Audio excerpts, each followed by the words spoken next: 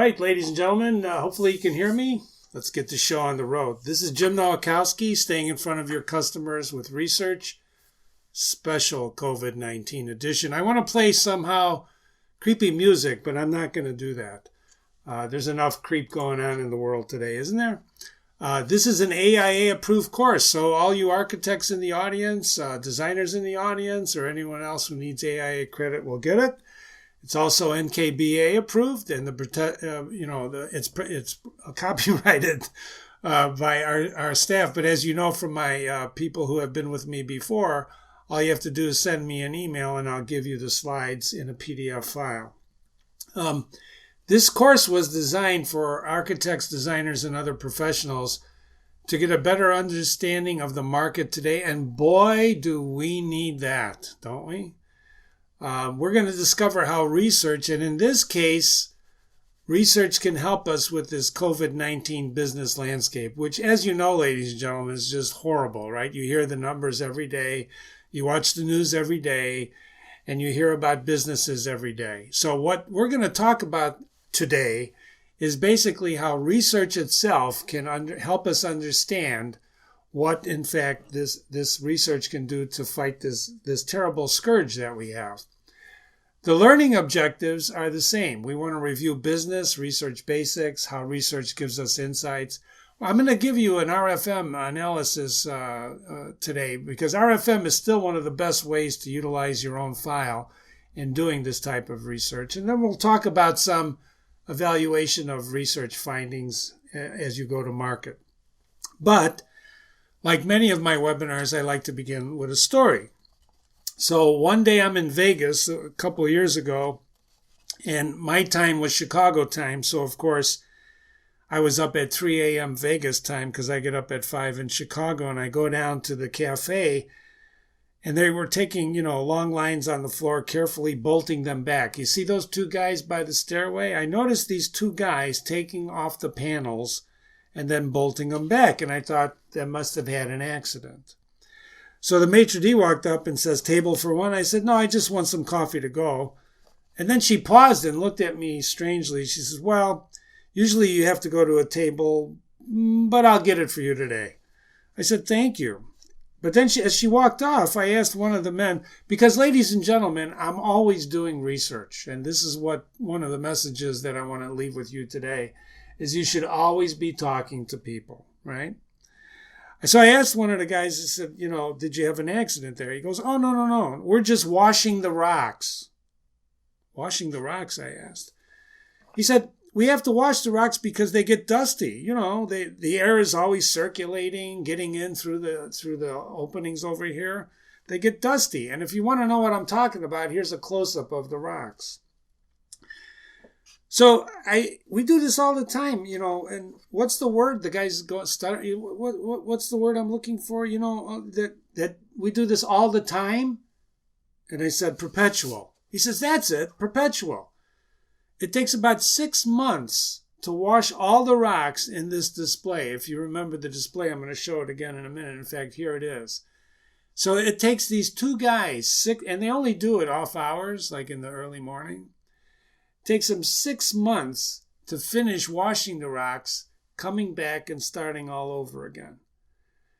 And I said, as I smiled as the waitress brought back my coffee, "It sounds like steady work." And the guy looked at me and he smiled back and he said, "You could say that." So I went back to my room and I wrote Sisyphus in Las Vegas. You can read it in my website. Sisyphus was the Greek who was punished by the gods, and he was cursed, if you remember, to rolling the rock uphill.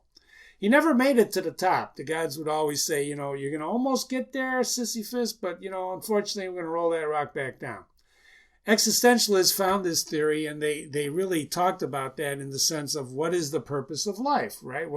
And as you're looking around today, you're wondering, what is the purpose of business? Because it seems like we're all rolling up that rock, and we can never quite get to the top and break through, right? Business is horrible, isn't it? But what I want to do today is talk about how research can change the pattern. Research can help you understand why you're rolling that rock, not just rolling the rock. This is one of my heroes. This is a guy I studied as a young man and when I was in the agency business. His name is David Ogilvy.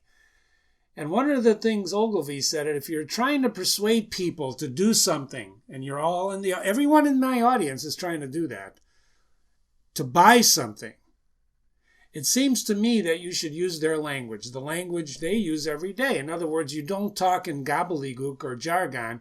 You try to write the way people talk. Nowhere is this more true than in the world we occupy now, because we're being fed a lot of different words. You're hearing words like modeling and other medical words in terms that you never even knew about, right? According to Ogilvy, more or less, people who ignore research are as dangerous as generals who ignore decodes of enemy signals.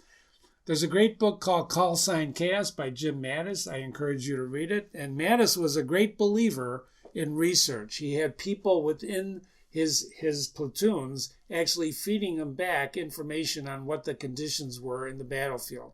That's what research does. It gives us a picture of what's going on. It's not infallible, but it gives us some information, and as the much overused word today, it gives us some data. And basically, you should never stop testing your messages. You should never stop it, because, ladies and gentlemen, your role is to sell. And you can't let anything like a virus distract you from that sole purpose. And that's exactly what's happening today. The virus, because of the spread, not just of the virus, but of information and misinformation, has thrown us all for a loop. All for a loop. This was a truth before the virus. On average, 5 times as many people read the headline as the body copy. So when you write your headline, you're spending almost 80% of your client's budget, or of your time, of your budget, right? What about today when people are being, more or less, bombarded by messages about COVID-19? Nobody's talking. Ladies and gentlemen, one of the other takeaways from this is that you, and only you, have to change the conversation. You have to do that. You can't rely on other people to do it. You can't rely on your governors in your states to do it. You can't rely on the President of the United States as much as he's a great guy, right? We like that. You can't rely on anybody to change the conversation except you. These are some websites I pulled. This is Kohler's website. Look at the top line. Learn about our COVID-19 relief efforts. Here's Zurn, one of the premier manufacturers in the world, right? They don't only use a little one, they use a whole big banner to fight COVID-19. We pledge $1 million in hygiene products. The ASID, one of the fine organizations of interior design, right? COVID-19 tools and resources. AIA is committed. COVID, Ferguson, the largest distributor in the country, right? COVID, look at our response. Read my messages. COVID until your ears fall out. But let me ask you a question. What has that got to do with business? Your business. What has that got to do with your business? How many customers did you have before COVID-19? How many do you have now? Right? Well, Jim, I haven't lost any. When I used to ask this question before the virus, inevitably one of the people in the audience would say, Jim, I don't have enough, right? What's the answer today? How many do you have, right? How many people is the phone ringing off the hook? Some people are going to say, absolutely, Jim, I'm so busy I can't keep up. Some of our clients who are sheltering in place, right, they're saying they have never been busier. But what does that mean? How much product are you selling? How much business are you generating? How many customers do you really want? How are you going to handle the customers in the future? How are they going to find out about you? Look at Zoom. Zoom zoomed, didn't it? Everybody's Zooming. We're going to talk about that today. Research can help you understand not only what's going on in the environment around you, research can help you understand what you need to do to get in the game, right? Ask yourself at every moment. This is Marcus Aurelius, one of my favorite philosophers. Every moment you should ask yourself, is this necessary? Is what I'm doing necessary? And I know some of you are going to say, is it necessary to listen to Jim today, or should I, but you need to eliminate unnecessary assumptions as well if you're going to eliminate unnecessary actions. You cannot assume that what people are telling you today about this virus is true. You cannot make that assumption because you know what happens when you assume, right? We're going to talk about that. So what is research? All research tries to do is put the odds in your favor of success. It's finding out information. It's basically finding out, is the path A or the path B correct? Is there a path C? Research is about finding out in advance about a method, a behavior, or a product. If you're thinking about doing something, and you have to be open up to new ideas. You can't say, for example, if you're locked and loaded on business will come back the way it was, I can tell you right now, you do not need any research to understand that that is a false premise. Business is not coming back the way it was, I assure you.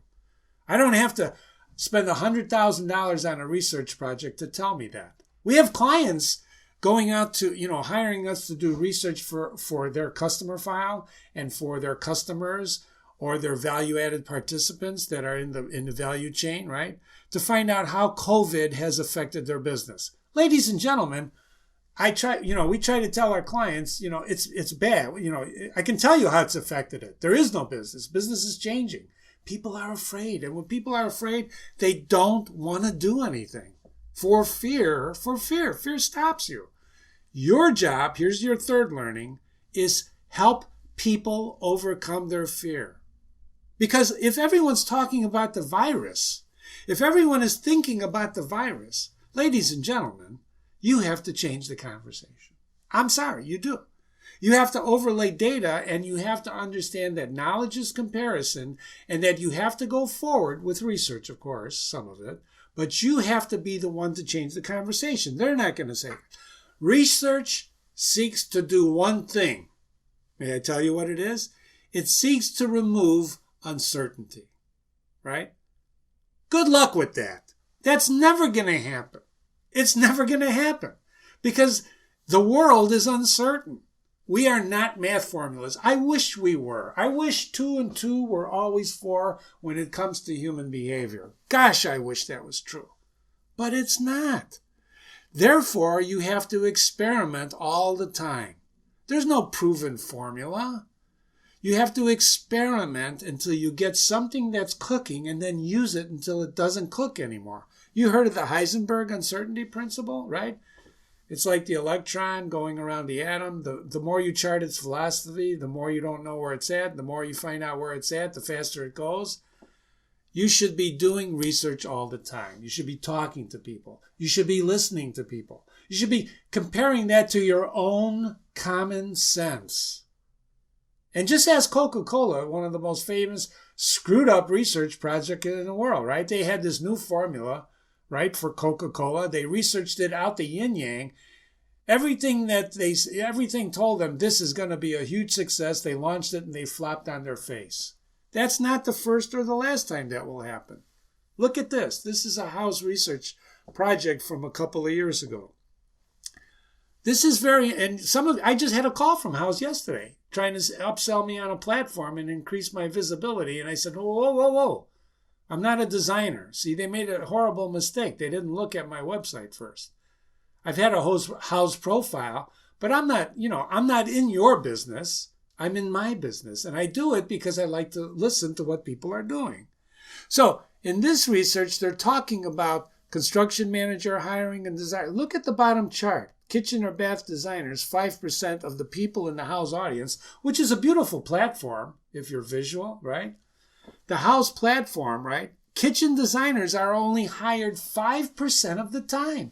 And if you go to House and you look for kitchen and bath ideas, House is one of the richest environments for pictures of beautiful, stunning bathrooms and kitchens and interiors, right? That's great for the consumer who's looking for ideas, but if they're not going to hire you, what good is it? Not only that, this is their latest research. Suddenly, 20%. They've changed the numbers. They've incorporated it all into one for renovation, and they're actually upping the numbers because business is not that good. Business is different. I was at an interior designer function, last year before everything shut down. It was a great presentation. 5 of the top designers in the country were bemoaning their fate because no one was hiring their services. Now, why is that? These were top designers in the country. Because the world was changing then, and it's really changed now. That was before COVID-19. What do you think it looks like today or tomorrow? Research can help you find out. Research can help you find out. Here's some inspiration. All right? Jim Lovell, the commander of Apollo 13, you know that, right? That was based on unbelievable. There's movies about that. There are 3 kinds of people in the world. Those who make things happen, those who watch things happen, and those who wonder what happened. Which kind are you? That's Jim Lovell, right? Whoa, let's take a trip back in time to 1513. Niccolo Machiavelli, right? There are 3 different kinds of brains. One understands things unassisted, while another understands things when shown by others. The third kind understands neither alone nor with the explanation of others. The first kind is excellent. The second is also excellent, but the third is useless. Ladies and gentlemen, everyone in my audience wants to make things happen. Research can show you how to make things happen. You know this. You've done it before, and we're going to do it again. Let me put it another way. If someone is trying to kill you or your business, you do not have the option of averting your eyes or changing the subject. You're forced to deal with the person's behavior, right? The experience, in the end, you lose certain illusions. The world is not how you want it to be, ladies and gentlemen. The world is how it is. And how it is basically you have this virus making people act in extraordinary, ridiculous ways. So the question is the virus trying to kill you? Of course it is. It's a virus, right? Or is it the reaction to the virus that is really killing your business? This virus is not killing your business. It's designed to kill a human being. Human beings are killing your business. That's what we have to fight. We have to fight at its rawest basis nature, right? Belief systems of human beings. Because that's so hard to fight, isn't it? Business was beautiful before, the phones were ringing, we were all busy, and now suddenly the world is afraid. We have to stop that. Research is the secret weapon of marketers around the world. It always was, it always will be. The virus is not going to change that. Research is what's killing your business. Wait a minute, Jim, I hear it on the news. Research is killing our business. No, it's not. No, it's not. But Jim, what about the models that they talk about the virus? See, here we go again talking about the virus. It has nothing to do. The model is a model. It's a mathematical model. And guess what? People are not math formulas. I'm going to talk about that in a minute. And neither is a virus. A virus is going to change. Don't focus on the virus. Watch people. Listen to people. Because, ladies and gentlemen, they're listening to you. And if that's all you talk about is the virus and what you're doing about the virus and showing beautiful videos about what you're doing sheltering at home with your dog, that ain't going to bring you a dime. How do you react to what's going around you, and how should you react? Let me give you some thoughts, all right? Uber was the devil. You remember that when Uber came along many years ago? Oh my God, Uber's going to kill taxis and limo services. And guess what? They're still here. They're still here.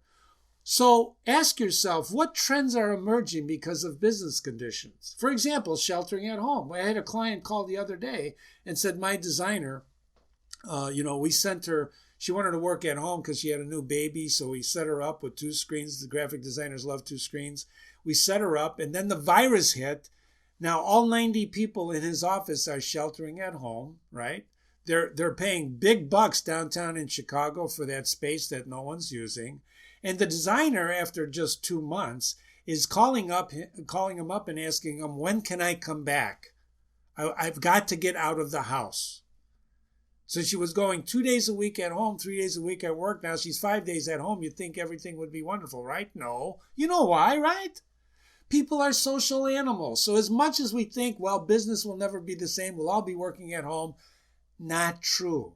How is that going to change the way you work? You got to ask yourself this or do some research to find out. Before the virus, we used to do invisible shopping. We'd do invisible CEOs. I love that. I love that method where you can go in and no one knows you and you're treated like a regular consumer, right? But you can't go out anymore. So what do? Start doing it online. Register. Take a persona. You know, personas in branding are very big, right? Pardon me. They're very big. Become a persona. Wait a minute, Jim. Isn't that lying? Shouldn't I always be myself? Of course you should. But in certain instances, if you're going to go undercover, you can't be yourself because then people will recognize you especially if you're recognizable. If no one knows you, who cares, right? But for those of you who have a reputation, create a persona and go in. There's nothing wrong with that nowadays. It's not all you're going to do is listen. You're not going to be hacking computers. And get over the creep factor. You know, pre-COVID, it seemed privacy was paramount, wasn't it? How about today? They're talking about, labeling us with health cards now, right? Can you believe that? Suddenly HIPAA laws are going out the window? I don't think so. Somebody's going to stand up and say enough is enough. Why can't it be you? Why can't it be you to figure out a way around it using your research? Focus groups were great. We used to love conducting focus groups at High Point, at NKBA events like KBiz Show. You can do virtual focus groups now. Get together a panel. Get involved. Your targets, ladies and gentlemen, which we're going to talk about RFM in a moment, are moving. They're moving, but they're not moving because they're afraid. So change the conversation. How do you overcome fear? I was I ordered Lou Malnati's pizza. I told this story this morning, right? I pull up for Lou Malnati's pizza and they won't let you come in anymore to pick it up. They'll bring it out to your car. So I'm in line with the cars. It's a nice parking lot. There's a guy next to me with a mask on and his windows rolled up. He's got one of those, M15, whatever the hell you call them. He's got it on. He's in the car and he's got a mask on. And the Lou Malnati's person comes out, makes sure who he is, gives him his number, puts it on the light plate. And they will not come by the driver's side. They're going to come by the passenger side because they don't want to get near you. As he rolled down his window to try and talk through did you ever try to talk through one of those masks? As he tries to talk through the mask, and by the way, the Lou Malnati's person also has a mask on, so it makes communication virtually impossible. He's talking to her, and I have no mask on. I don't want to wear a mask when I'm in the car. In Illinois now, there's a law you can't shop without a mask, so I carry it in my pocket, and if I go into the store, I'll put it on. And I look at the guy, and I go, how you doing? And I smile, and he rolls up his window. He wouldn't say hello. What did that tell me? That's a piece of research that told me he's scared for no reason. I'm over here. The pizza's coming out. It's over there. I go to the prescription. I go, 49ers story. We love pancakes. So, last month on Saturdays, we go to one of my favorite, Richard Walker's Pancake House, and they will take it out to me. We're friends with Nathan now. I know he bought a bike. He comes out with the pizza. We talk with the 49ers. I'm in the pick up a prescription. I had a tooth surgery the other day, right? I've got my mask on. The guy's got his mask on. We're talking. He's talking. He's apologizing because he's spending too much time with his wife talking to him. I said, don't worry, I got time. He smiles. I smile. Through the mask, you can see the eyes lift, right? I get up there. She says, I get my prescription. She goes, she has a mask on. It's very difficult to communicate. Do you have any questions for the pharmacist? That's one of the standard lines at the drugstores, right?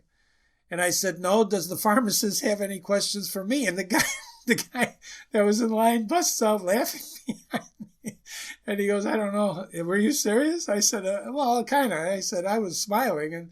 And the person filling the subscription, ladies and gentlemen, smile. It's not, I know it's bad, but holy mackerel, right? That cannot stop your business. Start monitoring your websites. We have codes on our website that tells us who's visiting, what they're reading. We have it. Put those codes on your website and drive your traffic up. You have to set the pace now. Business is not going to set the pace. You have to do it. We have codes. I can tell you right now, when you look at that little thing that just popped up, how many people read my blogs? I monitor this. And that's only with the people who click on the link that I provide. There's other people that get it that don't get that link, and I'm monitoring all that. You have to know what's going on. Here's a big welcome to everybody in the audience. I can't thank you for being there. I know it's difficult in this time. I really, really appreciate your time, and I'm going to do my best, except for this person. When I went to that person's website, it contained malware, and it wouldn't let me in. Research is everything. For the cabinet manufacturers and showrooms in the audience, hang around.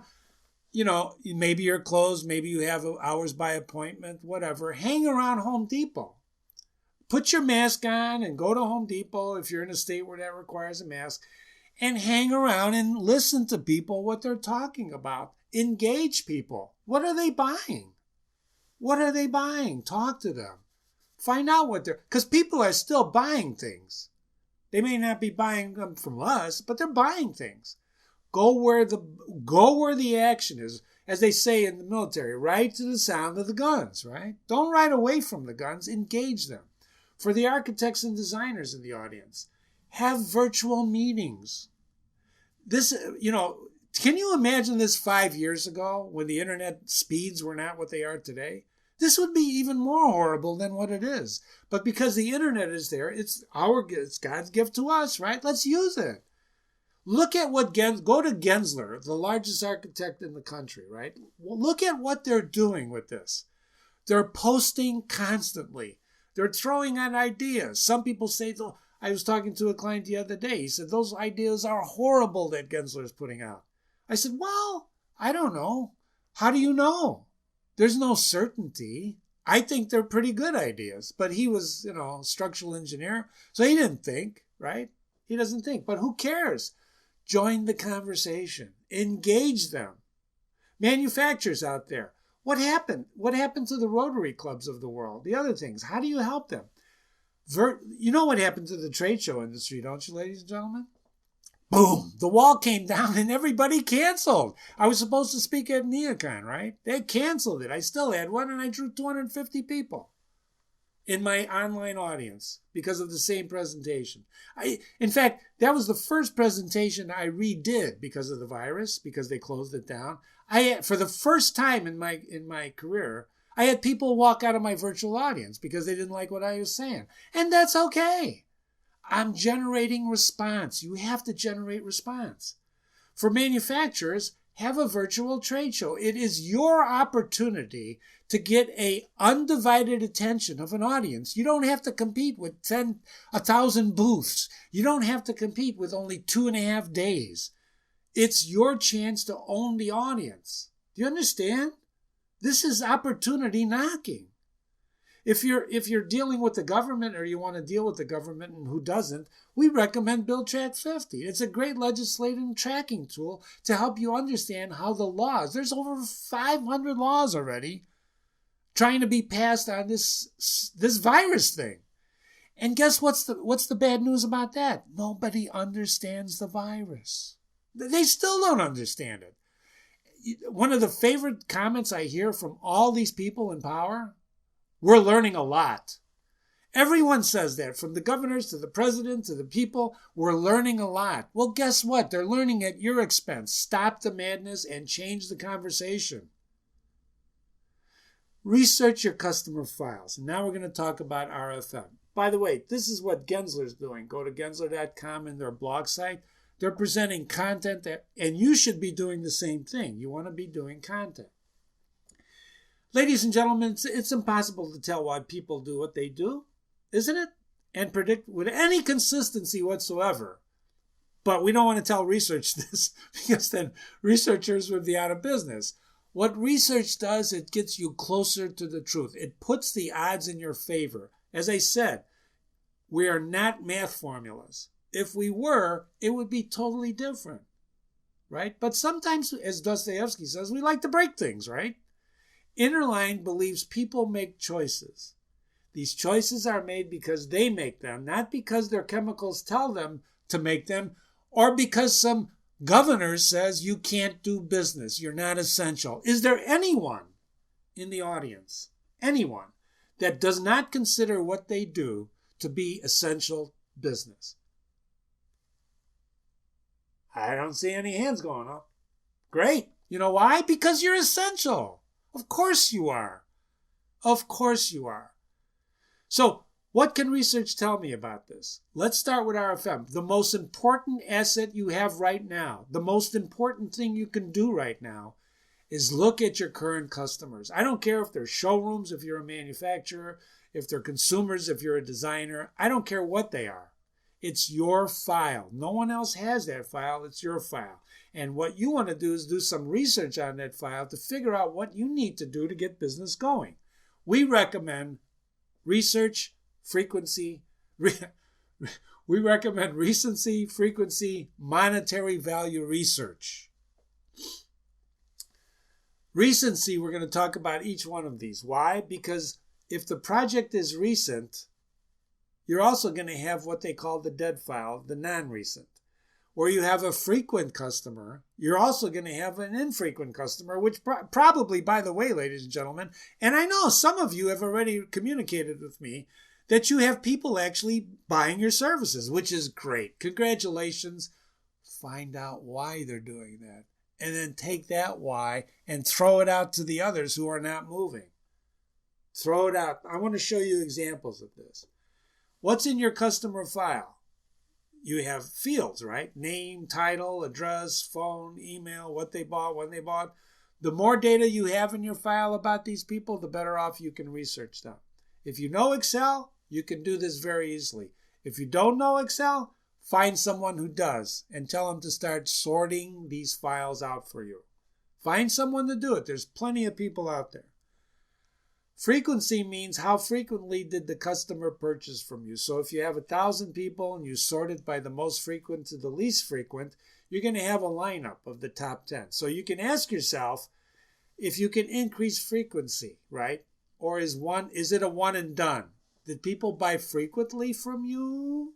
I know, how many kitchens can you sell? Well, if the person moves an average of 4 times in their lifetime, did they do all 4 kitchens with you? Or did they move out of state and do it with someone else? These are questions you can ask yourself.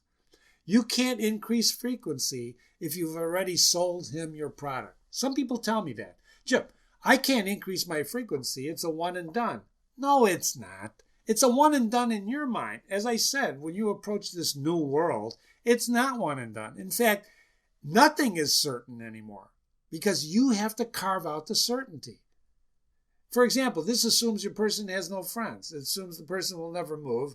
And it assumes you make an ass out of you and me, right?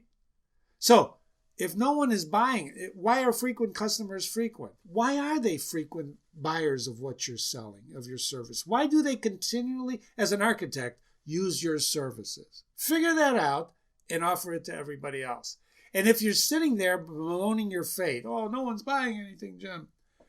We just picked up a new client two weeks ago from a referral. We get most of our business through referral, right? This was a 10-year-old contact I made 10 years ago in Seattle, Washington, at a webinar I was at, right? I was at a meeting. I was presenting with a bunch of people. This person remembered me 10 years ago. 10 years ago. Gave us a referral. I asked the person we were pitching, how did you get this? He mentioned her. I couldn't believe it. I couldn't believe it. Of course, I still had her in my contact database because I don't throw anything out. And now I'm actually going to go back and probably do business with her because my new client needs the exact audience that she represents. Can you believe that? Can you believe that? Asking for a Response is my latest blog. I encourage you to read it. Monetary and recency lists, right? How much is the highest value the customer bought? Some of you sell, what, $10,000 kitchens? Some sell $50,000 kitchens. Is anybody doing that type of kitchen nowadays? That's what you have to find out. Because, ladies and gentlemen, if they're not doing it now, they're going to do it once this thing pops. Once this thing is over and starts shaking out, there are people, like in any kind, these are going to be the early adapters who've been waiting for the go-ahead to go, and they're going to go. And ladies and gentlemen, if you're not there with your offering and in their mind, they're going to go somewhere else. Don't let them do it. Do not let them do it. How often is that? What's the average selling price of your service? What characteristics of your customers are below or above that? Pricing is so interesting, isn't it? Because pricing used to drive everything now, right? Look at what happened with pricing now. You see what's happening to meat, right? Well, Jim. That's because of the virus in the meat plants. No, it's not. Look at gas prices, Jim. They're plunging. No, they're not. That's because of oil prices. No, they're not. People are greedy. People are greedy, ladies and gentlemen. Oh, I know, Jim. People are really good, aren't they? No, they're not. They're spiking the price in many cases. There's only 3 reactions to any price. It's too high, it's just right, or is that all? That's it. There's no other variations. So any price you quote on your project, that's the 3 reactions. Some are going to be saying it's too much. Some are going to be saying, I've got plenty of blogs on this. Some are going to be saying, well, that sounds right. And some are going to say, is that all? And when they say, is that all? You're going to kick yourself and say, why didn't you charge more? Don't do it. Don't do it. Figure out a fair price for your time, for your effort, and stick with it. This morning, because we sell a lot of things online, right? We have an e-commerce store, because that's what you did in the Depression of '09, right? We started other businesses. I had a question this morning. Should we drop our price because it's like $20 or $40 below what we bought it for? I said, absolutely not. You never lower it than what you bought it for. That's crazy, right? And hit your dead file. What's the dead file? The dead file are the people you haven't talked to in a long time. Hit it, and then hit it again. How often do you contact these people? How often should you contact them? What tactic are you using? Are you using email? Are you using phone?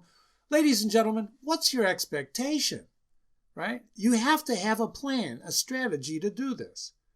Yeah, and you have to figure out how much you're going to spend to do it, right? And what are the risk factors if you miss? Someone asked me the other day, and that's in my blog, Ask for a Response. What's the number, Jim? What's the number of leads and responses that for you are very good? My answer has not changed in 30 years I've been in business. 1, as long as it's the right one. You only need 1 response. Read the blog. It tells you a couple of stories. But you're not, what a response? Click if they hang up on you. That's a response. There's no such thing as no response. If you leave a message and they never call you back, you're still getting a response. They didn't call you back. You have to figure out your way around that. That's what I'm talking about. You have to use virtual technology. I can see now with the technology I'm using, some of you are intently listening. Some of you are doing other things and listening. This is okay. As a former teacher, I understand the mind is difficult. It's difficult to listen to a guy like me, right?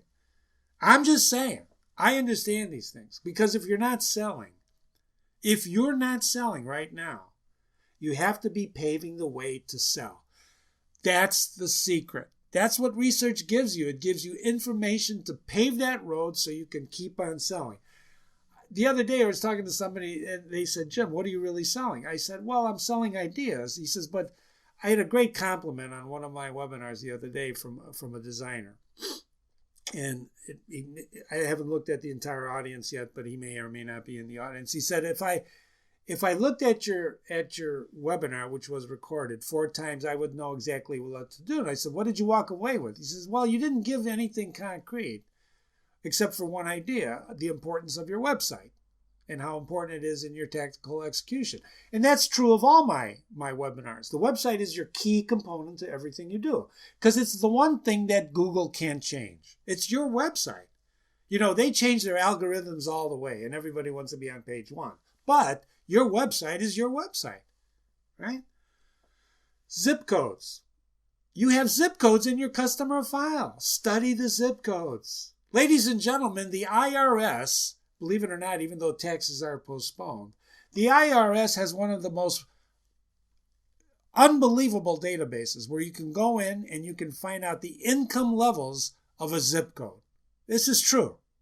And when you overlay that on your zip codes, guess what you get?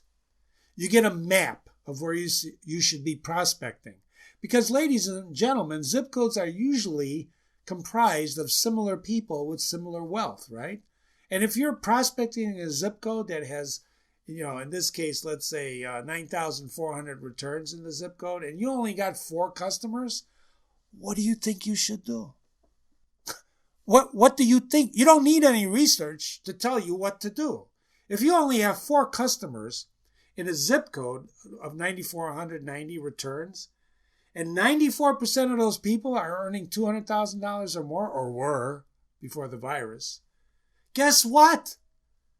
Mail them something. Email them something. Go on their door and knock on their door and say, "Can you hire me?" I'm kidding. You don't have to do that. This is available to you. This is what's out there. And if you're just sheltering in home and trying to figure out, that's what you should be figuring out. Big companies do this all the time. They spend tons of money. They're doing it now. They're spending money on research. Unfortunately, most is about COVID-19. Change the conversation. Change the conversation. Use social media to listen to people. But if they start talking about COVID, figure out how to change that conversation. It's not about the virus. It's about what people are doing to kill your business and how you got to stop that by talking to people and making them do business by your offering. Ladies and gentlemen, I reviewed each and every one of your websites. You have enormous potential. I cannot see, except for the malware, that wouldn't allow me on the website. And the Gmails and the AOL mails that I didn't see any of your personal websites. I did not see one website that did not, to me, represent an opportunity to change the conversation and get people talking about business instead of the virus. I didn't. So here's some rules of engagement. How intimate do you know your competitors and customers? What's going on around these people? Ladies and gentlemen, you're not the only one feeling what you're feeling. I'm telling you right now. The question is, what are you going to do about it? You can't bemoan your fate and expect the government to take care of you. You can't do it. It's not going to happen. So let's take charge. There's a great story of that hairdresser in Texas that was arrested and left, and she, they finally let her out after a day or two. If you haven't known about this lady, go Google her. She was arrested in Texas for opening up her business despite the order, and instead of just being fined and slapped on the wrist, they put her in jail. And now she's a hero. She's starting a whole thing about standing up for your rights. That's what we're talking about. I'm not saying go be a rebel. I'm saying talk about business. Do business as much as you can. Actions always spoke louder than words, didn't they? But if nobody's doing anything and everybody's just talking, what good is that? What good is that?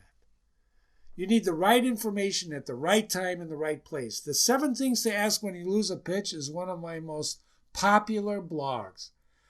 I get lawyers looking at this. I get students looking at this. I get all sorts of organizations looking at this because people are losing pitches before the virus. You know what? The problem today is nobody's pitching anymore. We're constantly pitching, right? That's what you have to do. How do you get people off of hold? How do you get them to pull the trigger? Isn't that the problem? I wrote this blog many years ago, right? And one of the architects is, even then, before the virus, how do you get people to pull the trigger? You build logical arguments. You don't stop moving forward. You keep moving, and you remember this. Emotions stimulate action. Well, guess what? If the strongest emotion that we're faced with now is fear, what does fear make you do? Nothing. Don't do nothing. That's a double negative. I'm an English major. I can talk any way I want, ladies and gentlemen. I know some of you are saying, some of you are already saying, listen to me. You have to do something to overcome that fear. They're not going to dig into their wallet unless you do. You have to do it. So who are your customers? Describe them in terms, paint a picture. Use some of the time you're sitting at home to describe what is their lifestyle. What do you think they're doing now? What should they be doing now in terms of hiring you? What and how do they buy now? For example, some of the people were talking about Amazon, I think, is buying, I heard this morning, the AMC movie theaters. Don't ask me why Bezos is doing that, but he's buying movie theaters now, right? He's got something in mind, so try to figure out why he's doing that. Should you buy a movie theater to sell your services? I don't think so. But somebody was thinking about starting a delivery service, right? Retail, right? This is the rules now. Retail will be open in Illinois. They will be open in Illinois, but for curb service only or delivery. You still can't come into the store. Ladies and gentlemen, with due respect, and please excuse my French, who the hell is going to do that? When you got Amazon, who's going to do that? Amazon got trucks. I've seen more Amazon trucks in the last 2 months than I have for the past 2 years. Why do people buy? Difficult, your services. Well, Jim, I can't just have a curbside design studio. Well, of course you can, or can't you? Or should you? What should it be instead of a curbside service? Right? It's an online service for now. I have a friend who's retired in Florida, and they drive golf carts because they live in this wonderful golf community with, 6,000 people. And the other day he was telling me there was an interior designer that held a park discussion, an open discussion, and they all drove up in their golf carts with their cocktails. The designer was in the middle. They maintained social distancing, and they had a wonderful discussion about renovating kitchens. It was unbelievable. He told me that. I said, "Did you spark that?" He goes, "Well, kinda." You have to do things. You have to try things. Well, Jim, what if I fail? So what? Every failure is closer to success. Don't you know that? Duke Ellington. A problem is a chance to show our best. And the more you fail, the more likely you are to succeed. Right? Market research isn't cheap, but you have to do it to get the ideas. The best market research you can do is do it on your own. Get on the phone. Talk to people. Do a report. Listen to social media. Challenge people. You don't have to confront people. You can do it nicely, right? Compare your business. Be a sponge. Determine what you need to know about your market. Focus, prioritize. For everyone in the audience today, KBIZ was the last show I attended live, right? And then they shut everything down. But what I did during that show is I did research on how manufacturers were using social media. Because I was talking about that as in my presentation. So I went around for 2 days talking to manufacturers. This report is the result. If you go to aim.com, a-im.com/KBIZ, fill out the form, you can get the report for free.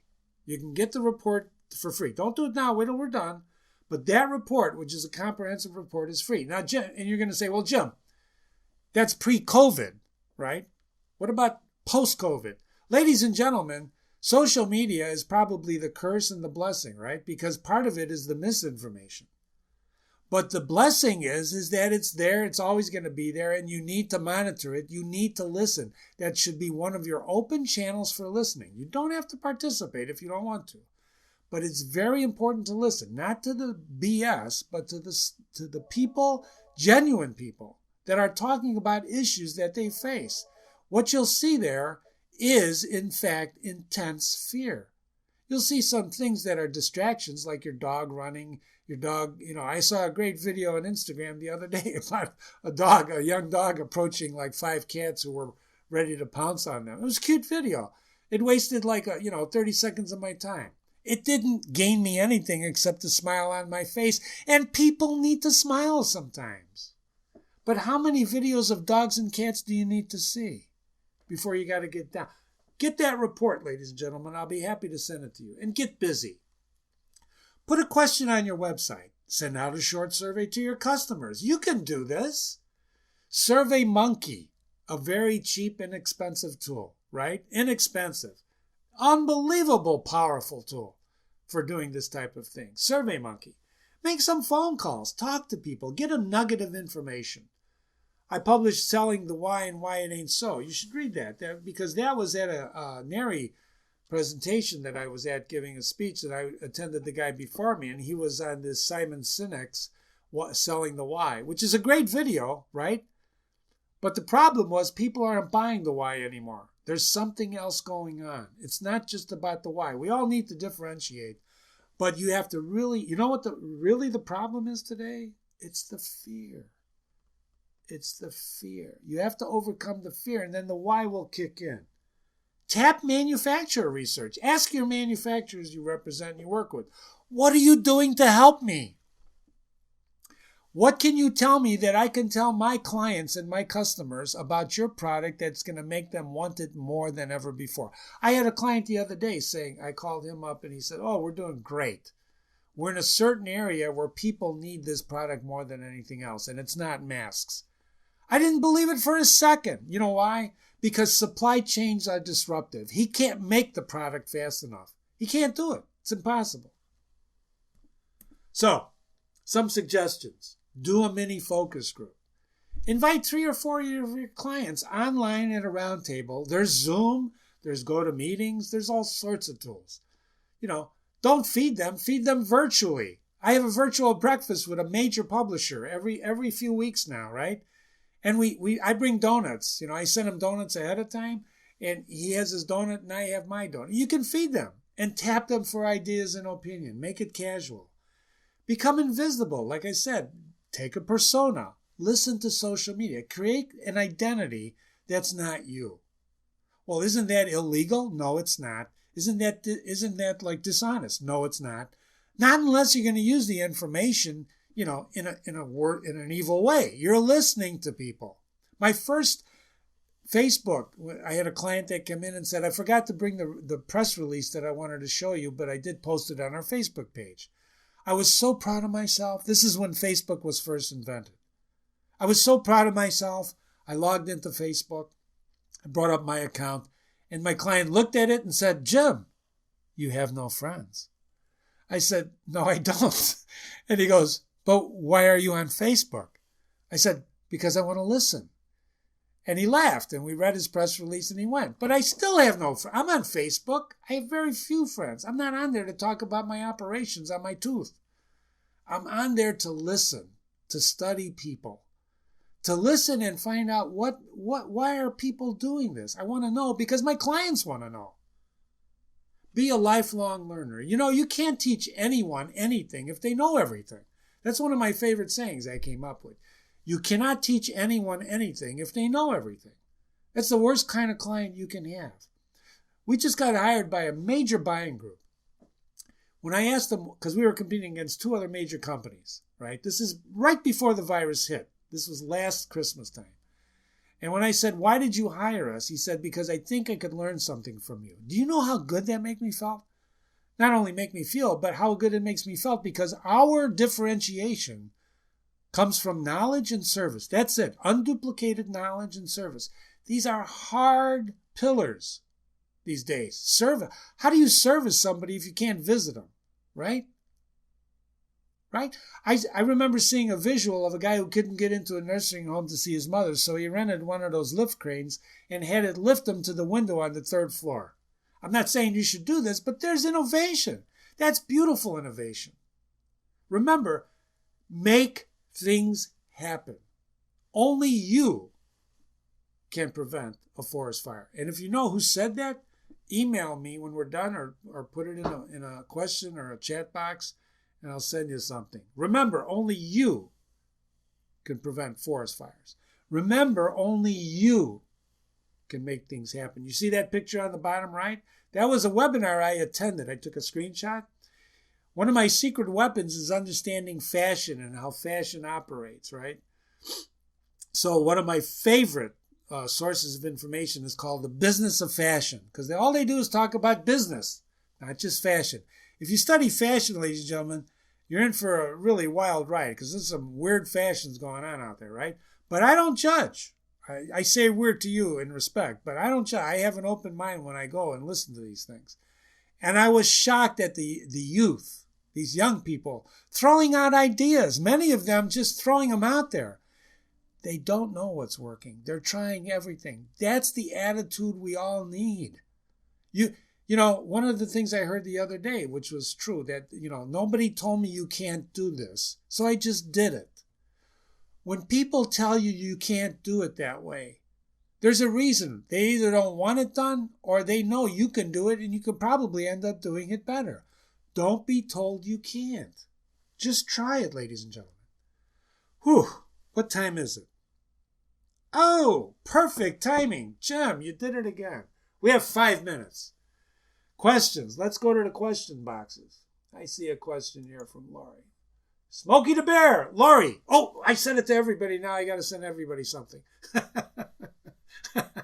You're right. It was Smokey the Bear. Yes, indeed. Yes, indeed. Let's see what else we got here. Any other questions? Karen, you're there. You don't have a question, huh? Okay. Karen Shuaka, ladies and gentlemen, is in the audience. Bill Track 50, personality personified. She's a physicist. She understands all about math, and I think, Karen, you would agree with me that man is not a math formula. I think she would. Let's see what else we got here. Any other questions? I can't believe it. No other questions. This is great. Oh, Karen weighed in. What does she say? Indeed. Karen sometimes weighs in with the appropriate word, not words, but word. Indeed. All right. Thank you so much. All right. If you have questions, email me. Jim at Interline Group. Jim at interlinegroup.com. Call me, 385-848-4847. If you want some of my pamphlets, I have 8 wonderful guides. Go to interlinegroup.com/evaluate. Fill it out. Fill out the evaluation. I'll be happy to send you a set. Follow me on Twitter. I love Twitter. Go to the Continuing Architect. I have 6 presentations. Just go there into the course catalog and type in business, and you can look at me. They're filmed. They're on film. And in June 11th in 2020, we'll be presenting Delighting Your Customers with Your Website. Now, I haven't changed that to special COVID-19 edition, and I'm not going to, because the content of that has not changed. The content of this one and the prior one, the virus seemed to affect, but the website is the website, and it's the all-important function of a website. And I will be talking about how the virus affects websites, but I'm not going to focus on redoing it and changing and having it certified by the AINKBIDA. So, with that said, let me look at one more time. Any other questions? Thank you so much for attending. We sincerely appreciate your attention. I hope you got something out of it. Can't wait to see it. And please, let's make something happen. Thank you very much.